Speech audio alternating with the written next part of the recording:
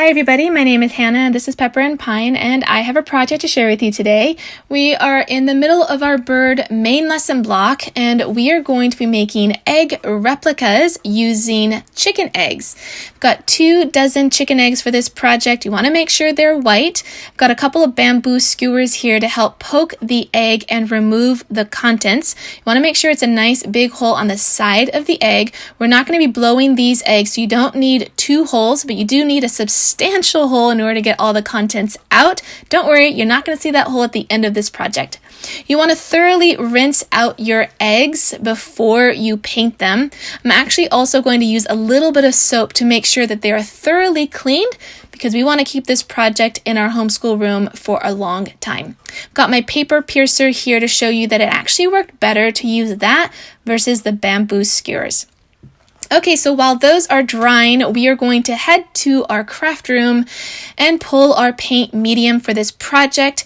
I am using Distress ink pads for this project in an assorted color range of blues and greens and browns and even some purples. Now, I'm going to be using these Distress inks because I think that they are going to hold the color really well and act as a stain for our chicken eggs, but we're going to run into a couple of problems that I'm going to share a little bit later.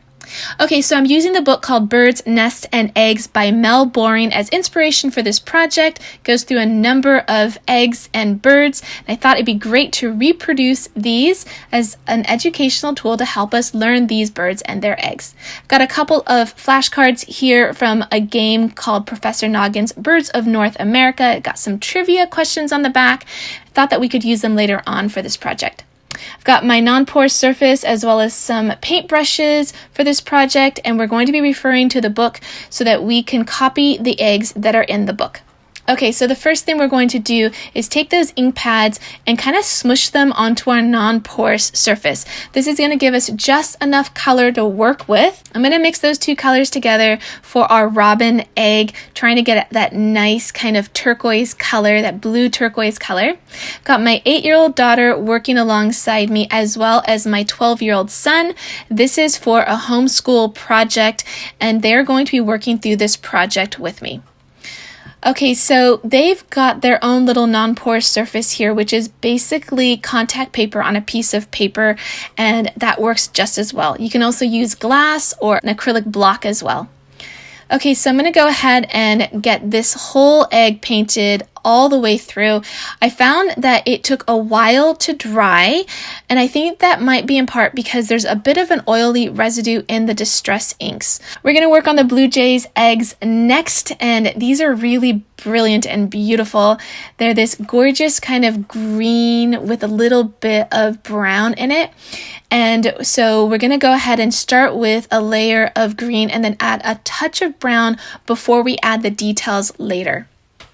Now we want to make sure that these dry thoroughly before we start on the second layer. We're a little bit impatient, so I went ahead and I dried them off with a paper towel, and you can see that that ink does stain the egg pretty well, but it left kind of a shiny residue, which is going to complicate doing the second layer. I've got a more concentrated form of the Distress ink as a re-inker, which is used in order to re-ink your ink pads, and I thought this might be a better choice, but it actually added too much paint to the surface of the egg, and it kind of bled across the egg by the time it dried. So not the best choice in the end.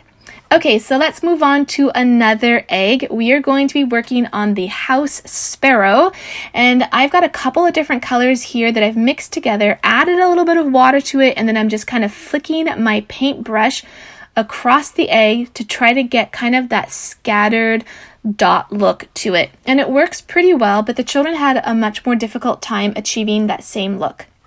So let's move on to another egg. This one was actually kind of fun to do, but also a little bit challenging. It's going to have lines and dots at the same time. And I began working on this one, and I found that my daughter was having a really tough time with it. So I did half the egg, and then I handed it to her in order to continue it and do a lot more of the dots and some of the easier patterns on this egg. But you want to be careful because one of our eggs rolled over and it kind of smudged, and we weren't able to fix that. Okay, moving on, we are going to be doing this really beautiful one that has a lot of purple and kind of a cool design. Again, this one ended up being a little bit too challenging for my 8-year-old daughter. It's got kind of lines and dots at the same time, and trying to recreate that pattern was actually challenging even for me as an adult. Okay, so I'm going to be showing you every single one that we did in case you want to do this project as well. I thought that seeing how each of them turned out and all of the techniques that we used for all of them would be helpful. I basically used about 2 or 3 different techniques for each one of the eggs that we did. For some of them, we just needed to paint the entire egg, which is great for a really young student. For the ones where we needed to put dots on it, I think an older student could handle that pretty well. For the ones where we needed to flick our paintbrush or add more details in the forms of lines and just kind of more intricate details to resemble the egg, I found that my children were just not capable of doing that in a way that they were satisfied with. But I would say a 10 to 12-year-old could attempt that with success. But I found that working on a curved surface, which the egg is, with a paint medium that kind of spreads, and also a paintbrush that's not super fine even though it appears fine, complicates the project in the sense that you can't quite achieve the detail that you would like. Overall, I think this project was really fantastic and really educational, and I am looking forward to doing it again with our oven bake polymer clay. But as a quick and easy project, I think that this is really doable, especially if you decide just to hard boil your eggs and not remove the insides, which did take quite some time to do. I think you could really easily do a couple of robin's eggs, and that would be a nice, really quick hands-on project in order to go along with a unit like this, rather than doing this more lengthy project that from start to end probably took about 3 hours. Okay, so just finished another one. Now, throughout the book, there were a couple of eggs that were just plain white. I decided to forego those, but in the end, we end up putting one of them onto our mounted watercolor paper, and that's just because we ended up not doing all the same eggs together. We all did the robin's eggs and the blue jay's eggs and this last one, the killdeer, but in the middle of the book with some of the more challenging eggs, I went ahead and did them with just one of my children, and so we ended up with a couple of extra eggs that weren't painted, so we were able to add one of those into our final project.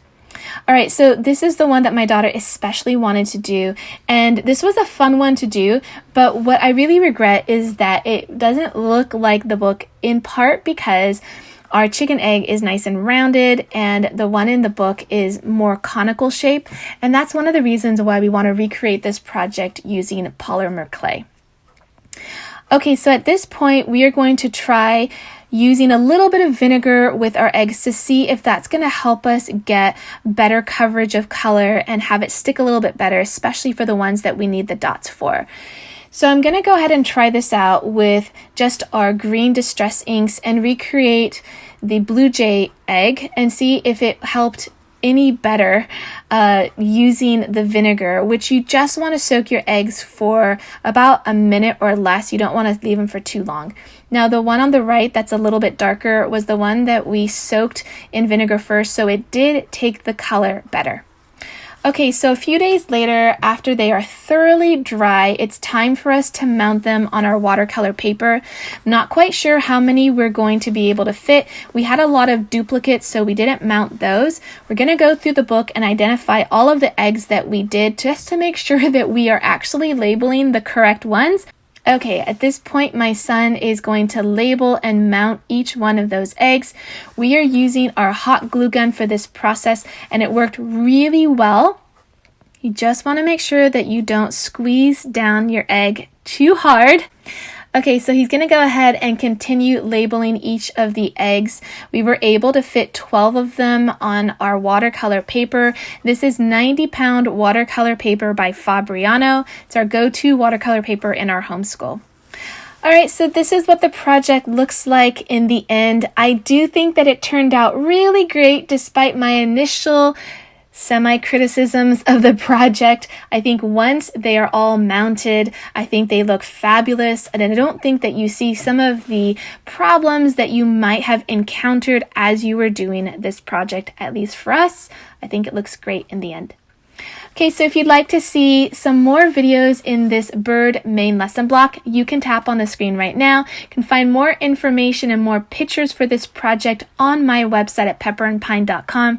And if you want to see how our homeschool is progressing on a daily basis, you can find me on Instagram at pepperandpine.